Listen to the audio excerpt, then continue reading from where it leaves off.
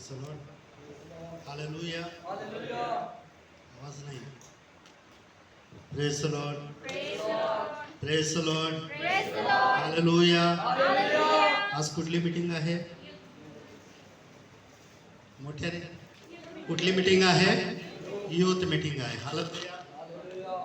Hallelujah. आणि आम्ही त्या युथ मीटिंगसाठी एकत्र आहोत. प्रभूला आम्ही धन्यवाद देऊया. वेळ खूप झालेला आहे. आणखीन आपल्याला बरेच कार्यक्रम करायचे आहेत, म्हणून आपण थोड्या वेळामध्ये देवाचं वचन या ठिकाणी ऐकणार आहोत.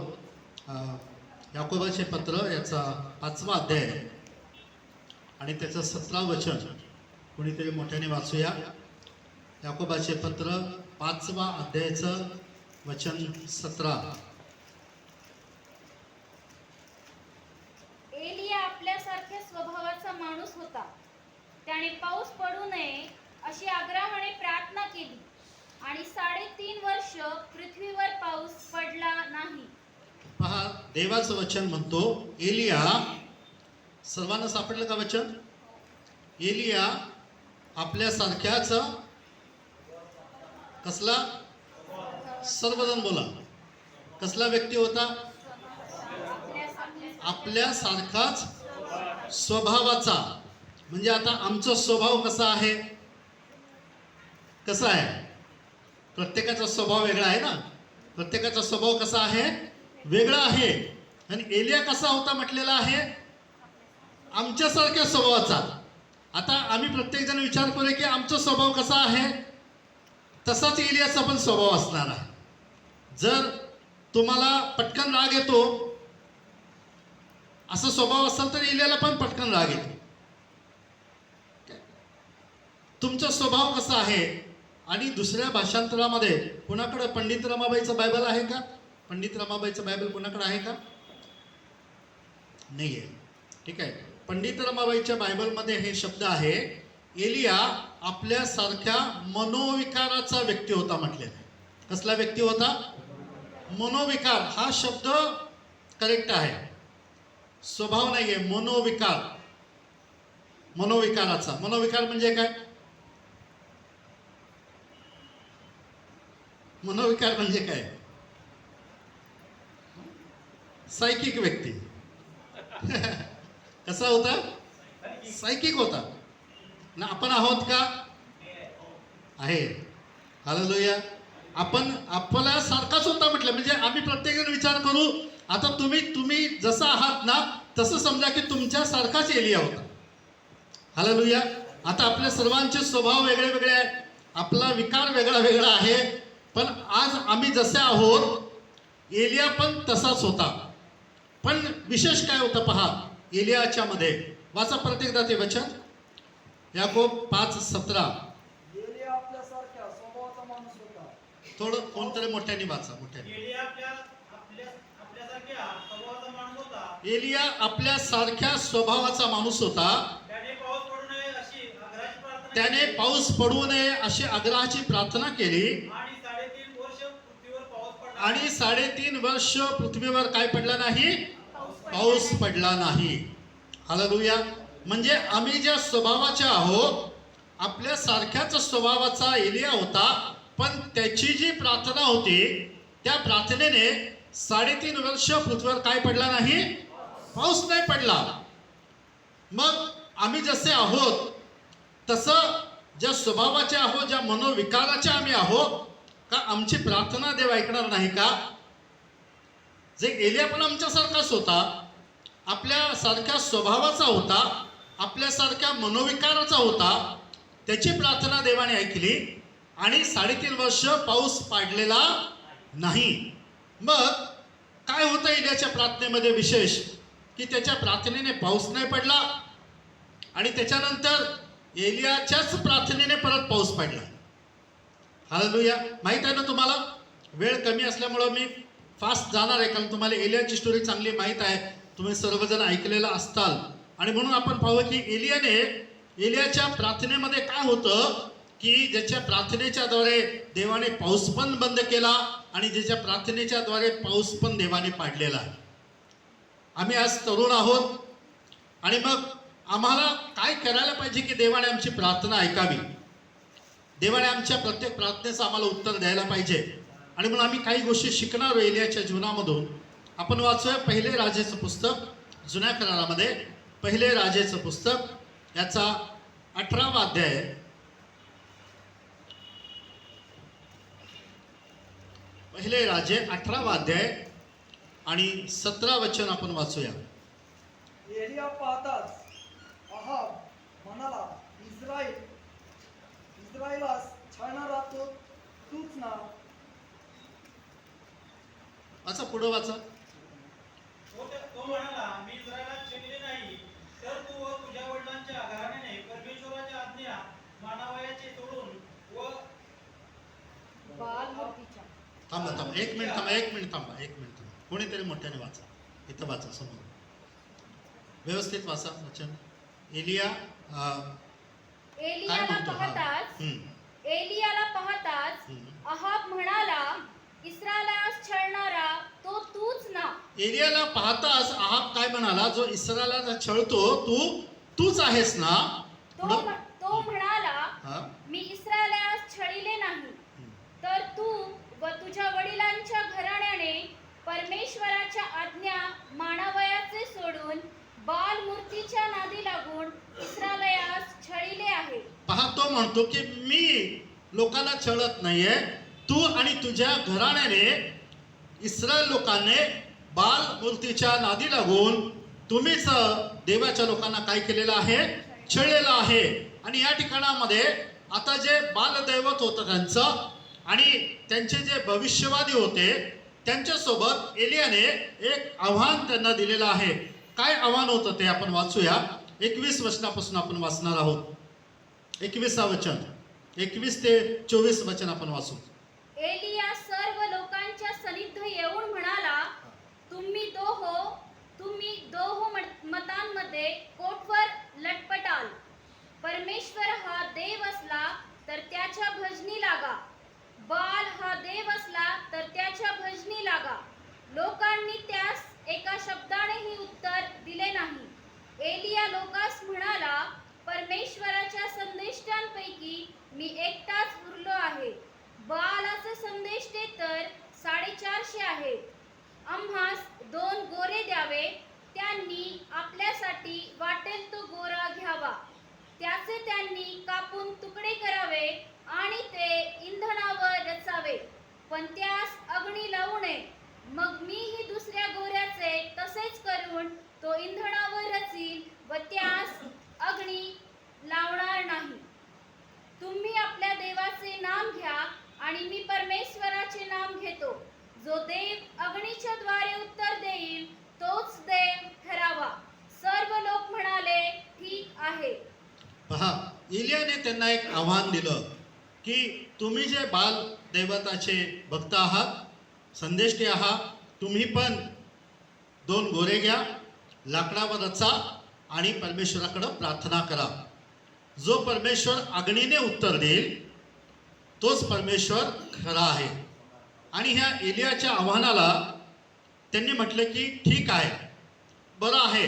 आणि मग ती गोष्ट त्या ठिकाणी त्यांनी करायला सुरुवात केली. आणि त्याच्या अगोदर एलियाने त्या लोकांना एक गोष्ट सांगितली. 21 वचन आपण पुन्हा वाचूया.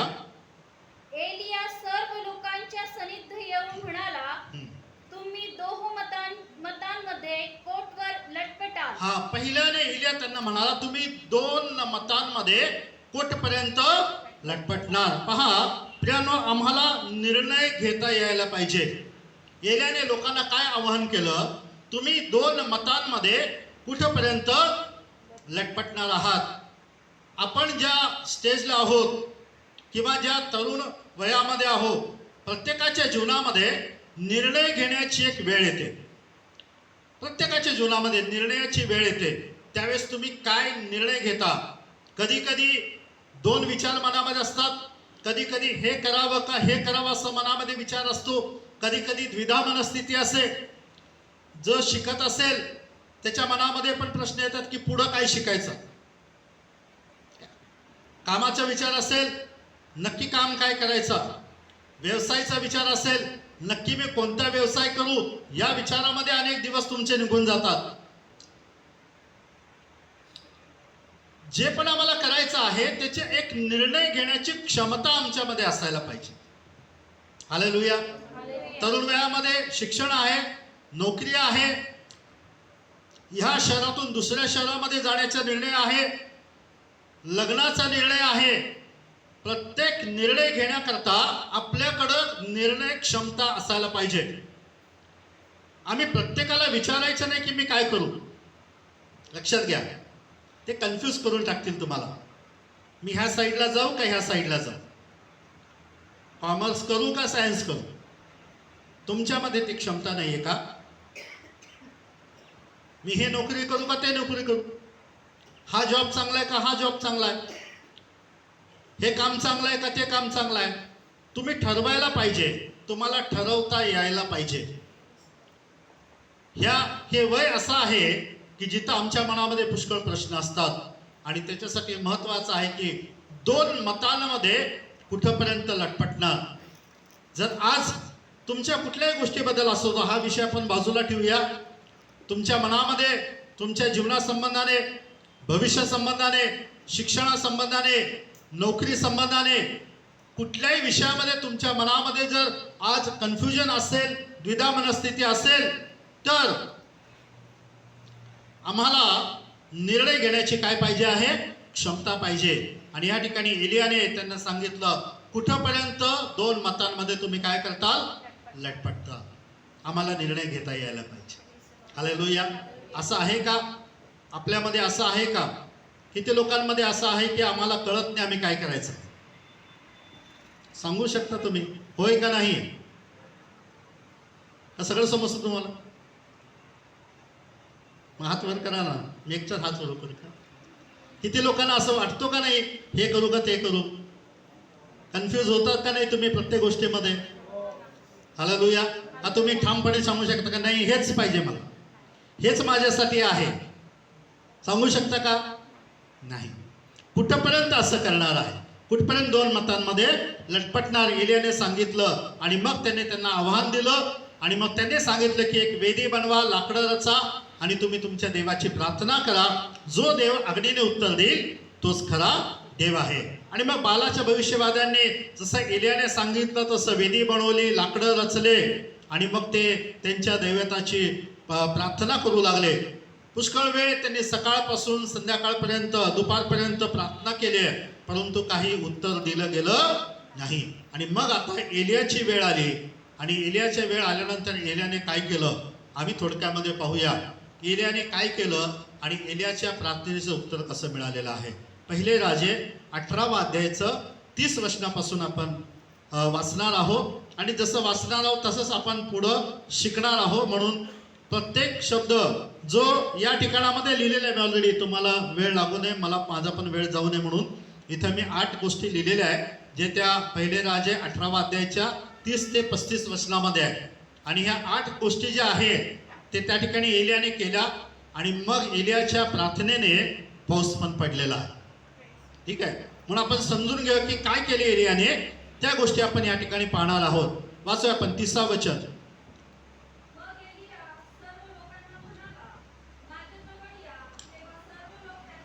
पहा, सर्वात पहिली गोष्ट एलियाने लोकांना काय म्हटलेलं आहे की माझ्या जवळ या. सर्वात महत्वाचं आहे की जेव्हा देवाने आमच्या प्रार्थना ऐकायला पाहिजे, आमच्या मनामधून द्विधा मनस्थिती निघून जायला पाहिजे, निर्णय घेता यायला पाहिजे, देवाची इच्छा नक्की काय आहे हे समजायला पाहिजे, तर पहिल्याने आम्हाला देवाच्या जवळ यायचं आहे. हालेलुया. कुणाच्या जवळ यायचं आहे, तर पहिली स्टेप हे आहे. एलिया म्हणतो तुम्ही माझ्या जवळ या. आता त्या बाजूला होते ना, तुम्ही दुरून पाहत आहात, आता तुम्ही काय करा, जवळ या. आम्ही वाचणार नाही आहोत, परंतु या ठिकाणामध्ये निर्गमच्या 32 अध्यायाचं 26 वचन तुम्ही लिहू शकता, आपण वाचणार नाही. निर्गम 32:26 मध्ये मोशेने पण इस्रायल लोकांना एक आव्हान केलं होतं. त्या ठिकाणी मोशे असं म्हणाला की जो कोणी देवाच्या पक्षाचा आहे त्यांनी माझ्याकडे यावं. हालेलुया. काय आव्हान केलं होतं, जो कोणी देवाच्या पक्षाचा आहे त्याने माझ्याकडे यावं. यहोशुवा 24 अध्याय 14 आणि 15 वचन तुम्ही लिहू शकता. यहोशुवा 24 अध्याय 14 आणि 15 वचन. यहोशुवा म्हणतो, आज तुम्ही निर्णय घ्या की तुम्ही कोणाची सेवा करणार. मी व माझे घराणे तर परमेश्वराचीच सेवा करू. हालेलुया. हे निर्णय त्याचा ठाम होता. तुम्ही कुणाच्या बाजूने जाणार आहात आज निर्णय घ्या. तुम्ही कुठपर्यंत दोन मतांमध्ये लटपटणार. जर देवाच्या बाजूचे असताल तर ह्या बाजूला या, जर तुम्ही तिकडचे असताल तर त्या बाजूला जा. दोन मतांमध्ये लटपटू नका. आणि मग या ठिकाणामध्ये एलियाने सांगितलं की तुम्ही माझ्या जवळ या. प्रियानो, देवाने प्रार्थना ऐकावं तर पहिला तुम्ही निर्णय घ्या तुम्ही कुणाच्या बाजूचे आहात. हालेलुया. तुम्ही कुणाच्या बाजूचे आहात. आणि जेव्हा तुम्ही ते बाजू ठरवणार तेव्हा देव आमची प्रार्थना ऐकणार. हालेलुया. तर आम्ही पाहतो पहिली गोष्ट एलियाने काय केली. वाचा पुढं 30 वचनच वाचा परत एकदा. कोण मोठ्याने वाचा बाळा, तुझा आवाज इथपर्यंत पण येत नाही मला. ठीक आहे, ज्याचा आवाज मोठा आहे त्यांनी वाचा. मग एलिया सर्व लोकांस म्हणाला, हा. माझ्या जवळ या. तेव्हा सर्व लोक त्याच्या जवळ आले. परमेश्वराची वेदी पाडून टाकली होती ती त्याने दुरुस्त केली. पहा, पहिली गोष्ट एलियाने काय केलं. देवाची वेदी जी पाडून टाकलेली होती ती वेदी काय केलेली आहे, दुरुस्त केली. म्हणजे वेदी नीट केली. पहा, वेदी म्हणजे काय आहे. आम्ही फास्ट पुढे जाणार याचा फक्त अर्थ पाहूया आपण. पहिल्याने एलियाने काय केलं माहिती आहे का, वेदी नीट केली. वेदी म्हणजे काय आहे, परमेश्वरासोबत पुन्हा नातं प्रस्थापित केलं.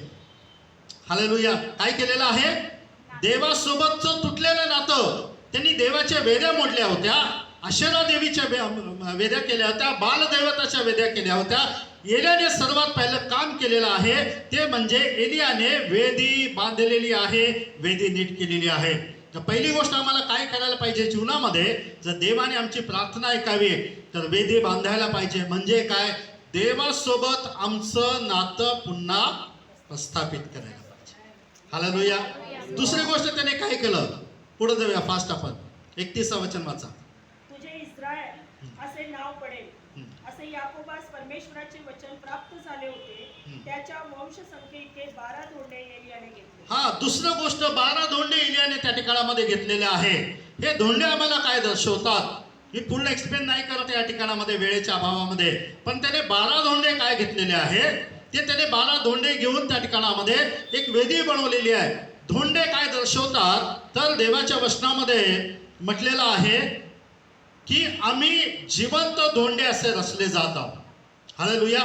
तुम्ही आणि मी कोण आहोत, जिवंत धोंडे आहोत. येशू ख्रिस्त कोपऱ्याचा कोनशिला आहे, तो खडक आहे आणि आम्ही त्याच्यावरती विश्वासाच्या द्वारे रचले जात आहोत. आणि आम्हाला जिवंत धोंडे म्हणून देवाकडे यायला पाहिजे. हालेलुया. तुम्ही जसे आहात तसं देवाला पाहिजे. हालेलुया. कसे पाहिजे तुम्ही, जसे आहात तसे तुम्ही कसे पण असा. एलिया आपल्यासारखाच मनोविकाराचा व्यक्ती होता. तुम्ही जसं आहात तसं देवाकडे या. हालेलुया. त्यांनी जसे धोंडे घेतले तसं रचले. आम्ही जिवंत धोंडे आहोत. एक चित्रकार होता आणि त्याला एक चित्र काढायचं होतं भिकारी व्यक्तीचं. आणि तो रस्त्याने पाहत चालला एका ठिकाणी. मग त्याला एक भिकारी दिसला, एक टिपिकल भिकारी दिसला. फाटलेले कपडे, घाणेरडे कपडे, त्याचे केस वाढलेले, दाढी वाढलेली, पुष्कळ दिवस अंघोळ नाही केलेली आहे आणि तो भीक मागत बसलेला होता. ह्याने विचार केला की मला असंच भिकारी पाहिजे होता ज्याचं मला चित्र काढायचं आहे. आणि मग त्याने त्या भिकाऱ्याला पैसे दिले आणि त्याला म्हटलं, त्याच्या घराचा पत्ता सांगितला आणि त्याला म्हटलं की मी या ठिकाणी राहतो, तर तू उद्या सकाळी माझ्या घरी ये, मला तुझे चित्र काढायचं आहे. दुसऱ्या दिवशी सकाळी त्या चित्रकाराच्या घराची बेल वाजली. त्याने दार उघडला. दारामध्ये एक व्यक्ती उभा आहे, स्वच्छ आंघोळ केलेला आहे, चांगले कपडे घातलेला आहे, दाढी कटिंग केलेला आहे. आणि हा चित्रकाराने विचारलं की तू कोण आहे. तो म्हणाला, काल तुम्ही मला भेटले होते ना, मी त्या ठिकाणी भीक मागत बसलो होतो आणि तुम्ही मला तुमच्या घराचा पत्ता दिला आणि मला आज यायला सांगितलं होतं, मी तोच व्यक्ती आहे. चित्रकार त्याला म्हणाला, मला तू असा नको होतास, तू जसा होता तसंच मला पाहिजे होता. हालेलुया. हालेलुया. देवाला आम्ही जसे आहोत तसंच हवे आहोत. हालेलुया. आम्ही जसे आहोत तसं देवाला पाहिजे. काय छान बनून जाण्याची गरज नाही आहे. तुम्ही जसं आहात तसं देव स्वीकारणार आहे. एलिया आपल्यासारख्याच मनोविकाराचा होता, आपल्यासारखाच होता. मग त्याची प्रार्थना देवाने ऐकली ना. हे जिवंत धोंडे काय दाखवतात? जसे आहात तसं देवाच्या हातामध्ये पडा. हालेलुया. आज हे तुमचं वय आहे, तरुण आहात, आपलं जीवन देवाच्या हातामध्ये समर्पित करा. हालेलुया. तिसरी गोष्ट आपण पाहूया. 32 वचन वाचा. त्या दोंड्यांची त्याने परमेश्वराच्या नावाने वेदी बांधली.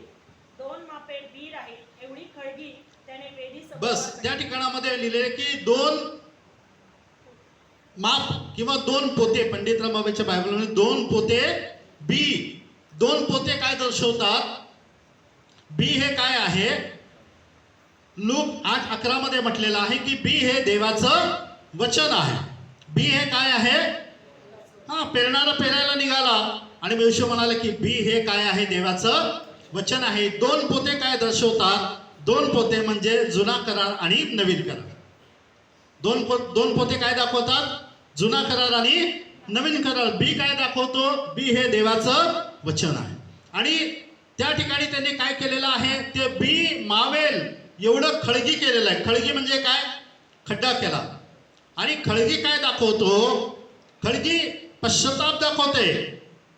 जेव्हा ते बी आमच्या अंतःकरणामध्ये पडावं, रुजावं म्हणून जेव्हा आम्ही आमचं जमीन नांगरणार आहोत, त्या जमिनीमध्ये जेव्हा हे बी पडेल तेव्हाच ते 100 पट पीक देणार. हालेलुया. खळगी काय दाखवते? पश्चाताप. हालेलुया. जुना आणि नवीन करारातलं वचन आमच्या जीवनामध्ये काम करावं तर आम्हाला पश्चाताप करायला पाहिजे. आमची जमीन नांगरायला पाहिजे, तेव्हाच ते वचन आमच्या आतमध्ये 100 पट फळ देणार आहे. हालेलुया. हालेलुया. पुढे वाचूया आपण 33 वचन. त्याने वेदीवर इंधने ठेवली आणि गोरा कापून व तुकडे करून ते इंधनावर रचले. त्याने वेदीवर इंधन म्हणजे काय? लाकडं रचले. ठीक आहे. त्या ठिकाणामध्ये शब्द इंधन आहे. माझ्या बायबलमध्ये लाकडं रचलेलं आहे. पंडित रमाबाईमध्ये लाकूड काय दर्शवतो? तर लाकूड हे वधस्तंभ दर्शवतो. हालेलुया. लाकूड कशाचं प्रतीक आहे? वधस्तंभाचं प्रतीक आहे.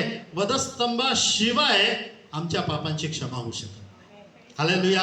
तुम्ही पश्चाताप करायला पाहिजे, पण तो पश्चाताप कुठे करायला पाहिजे? वधस्तंभाच्या जवळ. जेव्हा मी वधस्तंभाजवळ जाणार आहोत तेव्हाच आमच्या पापांची काय होते? क्षमा होते. लाकूड वधस्तंभ दर्शवतो. आणि त्या ठिकाणी त्याने काय केलेलं आहे? गोरा ठेवलेला आहे. गोरा म्हणजे काय? बकरा. योहान म्हणाला, हा पहा जगाचं पाप हरण करणारा देवाचा कोकरा. हालेलुया. हा गोरा काय दर्शवतो? तर गोरा आम्हाला येशू ख्रिस्ताला दर्शवतो. हालेलुया. हालेलुया. जेव्हा आम्ही त्या वधस्तंभाकडे जातो त्या वधस्तंभावरच्या प्रभू येशू ख्रिस्ताला आम्ही पाहतो, ज्याने तुमच्या आणि माझ्यासाठी आपला प्राण दिलेला आहे. आज हा समय आहे की त्याने आपल्या स्वतःला सर्वस्व आम्हाला दिलेला आहे आणि त्याची इच्छा आहे की आम्हीही त्याला समर्पण करावं. हालेलुया. हालेलुया. ही वेळ आहे आज की आम्हाला स्वतःला त्याला समर्पण करायचं. त्याने आमच्यासाठी स्वतःला दिलेलं आहे. आम्ही त्याला काय देतो आहोत? त्याला काय हवं आहे? आम्हाला त्याला काय करायचं आहे? समर्पण करायचं आहे. पुढे वाचूया. तो पुन्हा त्याला 33 वचन. त्याने वेदीवर इंधने ठेवली आणि गोरा कापून व तुकडे करून ते इंधनावर रचले. मग तो म्हणाला, 4 घागरी पाणी भरून होम बलीवर व इंधनावर ओता. त्याने सांगितलं की 4 घागरी पाणी त्या इंधनावर काय करा? ओतायचं आहे. हे 4 घागरी आम्हाला काय दाखवतात? आणि 4 घागरी पाणी काय दाखवतो? पाण्याला पण देवाच्या वचनाची उपमा दिलेली आहे. पाण्याला कशाची उपमा दिलेली आहे? देवाच्या वचनाने. त्या वचनाच्या पाण्याने तुम्ही निर्मळ केले गेलेले आहात. इफिस 5:26 मध्ये म्हटलेलं आहे. इफिस 5:26 मध्ये म्हटलेलं आहे, देवाच्या वचनाने तुम्हाला निर्मळ केलेलं आहे. 4 घागरी आम्हाला काय दर्शवतात? 4 घागरी आम्हाला शुभवर्तमान दर्शवतात. मत्तई, मार्क, लूक आणि योहान, ज्याच्यामध्ये संपूर्णपणे येशू ख्रिस्तच आहे. हालेलुया. हालेलुया. त्या 4 शुभवर्तमान आणि त्याच्यामधलं जे वचन आहे हे दर्शवतो त्या 4 घागरी. आणि मग शेवटचं गोष्ट वाचूया आपण 34 वचन.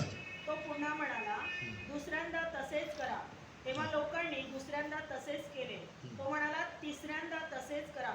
आणि त्यांनी तिसऱ्यांदा तसेच केले. हा पुढं पाणी वेदीवरून सभोवार वाहिले आणि ती खळगीही पाण्याने भरली. पहा, त्यांनी पाणी ओतलं. एलिया म्हटला दुसऱ्यांदा करा, दुसऱ्यांदा केलं. एलिया म्हटलं तिसऱ्यांदा करा. जेव्हा तिसऱ्यांदा केलं, जेव्हा ते पाणी वाहायला लागलं, वेदीवरून पाणी वाहायला लागलं, खळगं पाण्याने भरून गेलं. आणि ते तिसऱ्यांदा करणं म्हणजे काय? तिसऱ्यांदा केल्यानंतर काय झालं? वाचा 37 वचन वाचा. हे परमेश्वरा, ऐक. 36. संध्याकाळच्या यज्ञसमयी एलिया संदेष्टा पुढे होऊन म्हणाला, हे परमेश्वरा, अब्राम, इसाक व इस्रायल यांच्या देवा, इस्रायलामध्ये तूच देव आहेस. मी तुझा सेवक आहे आणि मी ह्या सर्व गोष्टी तुझ्याच आज्ञेने केल्या आहेत. हे सर्वांस विदित. मी ह्या सर्व गोष्टी तुझ्याच वचनावरून केल्या आहेत. हे करेक्ट ट्रान्सलेशन आहे. ह्या सर्व गोष्टी तुझ्या वचनाप्रमाणे केलेल्या आहेत. आणि मग पुढे एलिया म्हणतो, मला उत्तर दे परमेश्वरा, मला उत्तर दे. हालेलुया. या सर्व गोष्टी कशावरून केलेल्या आहे? तुझ्या वचनाप्रमाणे. जेव्हा आमची प्रार्थना देवाच्या वचनाप्रमाणे असेल, ह्या सगळ्या गोष्टी त्याच्यामध्ये असतील आणि आम्ही जसं आहोत तसं देवाकडे जाणार आहोत, पश्चाताप करणार आहोत, आमच्या पापांची क्षमा मागणार आहोत, समर्पण करणार आहोत. आणि मग तिसऱ्यांदा त्याने जेव्हा पाणी ओतलं, तिसऱ्यांदा पाणी ओतणं काय दाखवतो आम्हाला? पिता, पुत्र आणि पवित्र आत्मा. हालेलुया. आम्ही त्रैक्याची उपासना करतो. लक्षात घ्या, आता पुष्कळशे डॉक्टरीन जगामध्ये येत आहे. लक्षात घ्या, आम्ही कुणाची उपासना करतो? कुणाची उपासना करतो?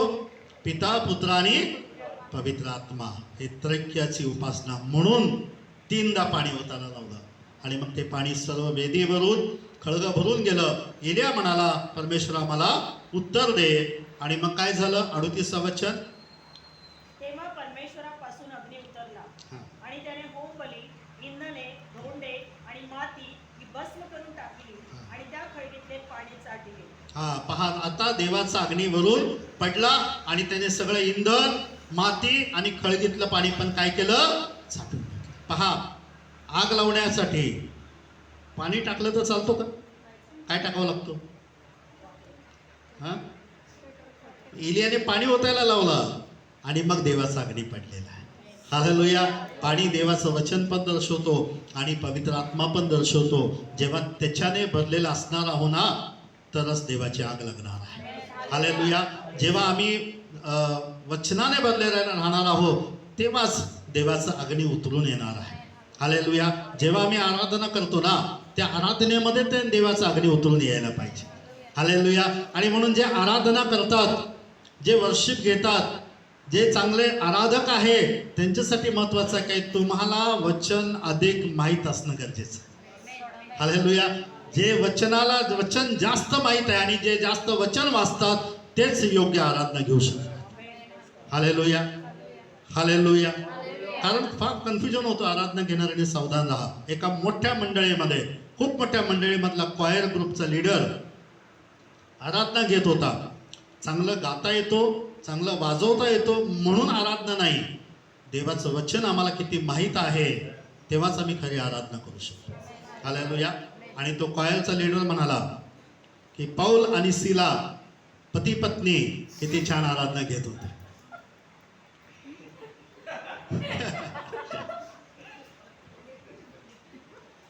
लक्षात आलं? तुम्हाला समजलं का?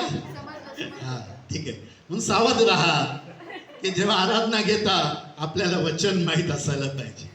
हालेलुया. हालेलुया. आपल्याला काय माहीत पाहिजे आहे, तेव्हाच आग लागणार आहे. वचन लांब राहिलं, तुमच्या आराधनेच्या द्वारे पेटायला पाहिजे. इथं नाच नाच म्हणावा लागतो, आपल्याला नाचत नाही कोण. हालेलुया. जेव्हा देवाचा अग्नी येणार आहे ना, तेव्हा आपोआप नाचणार आहे, आपोआप देवाचं सामर्थ्य उतरणार आहे. आपोआप कुणाला बोलावं लागणार नाही की टाळ्या वाजवा, नाचा, उड्या मारा.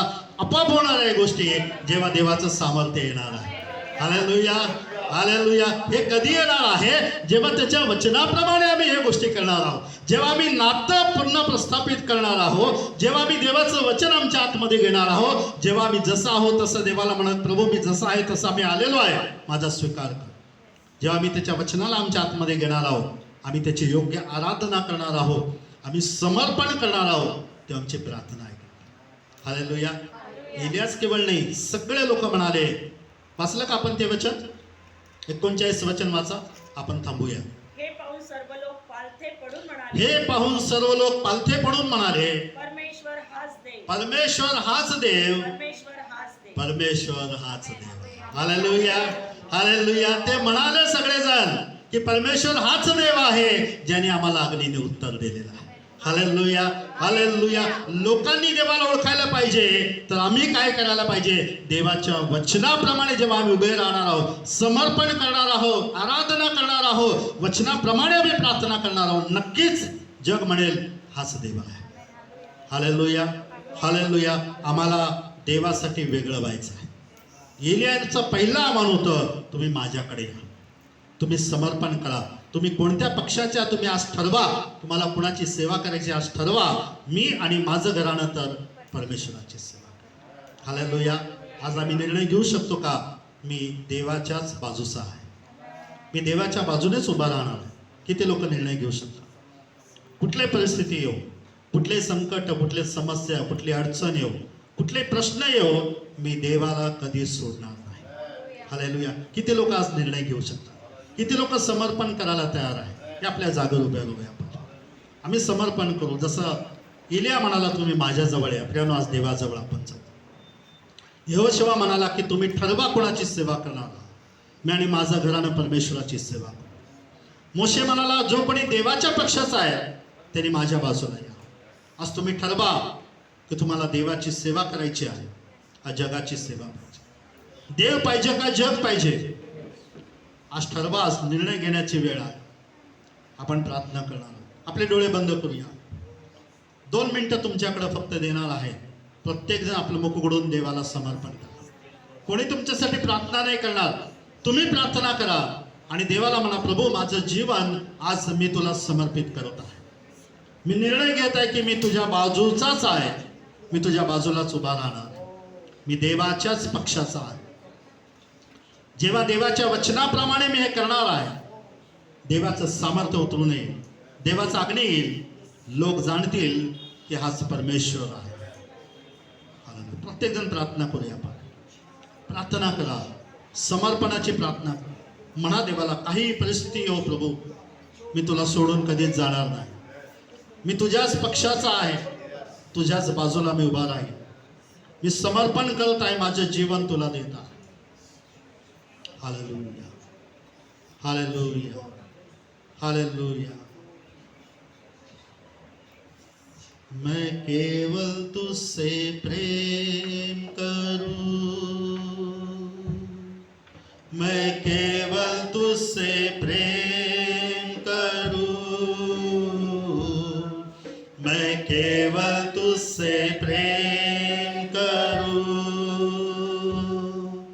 और पीछे ना हटूं, तेरे ही मार्गों पर चलूं, तेरी ही महिमा मैं गाऊं, तेरे ही सामने झुकूं और पीछे ना हटूं, और पीछे ना हटूं. पुन्हा गावी आपण समर्पण. मैं केवल तुझसे प्रेम करूं, मैं केवल तुझसे प्रेम करूं यीशु, मैं केवल तुझसे और पीछे ना हटूं,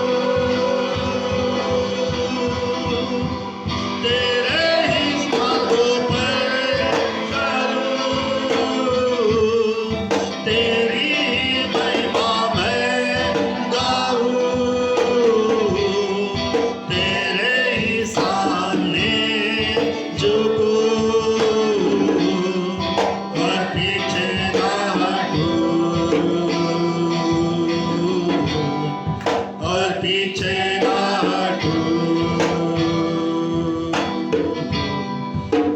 इच्छे ना हटू.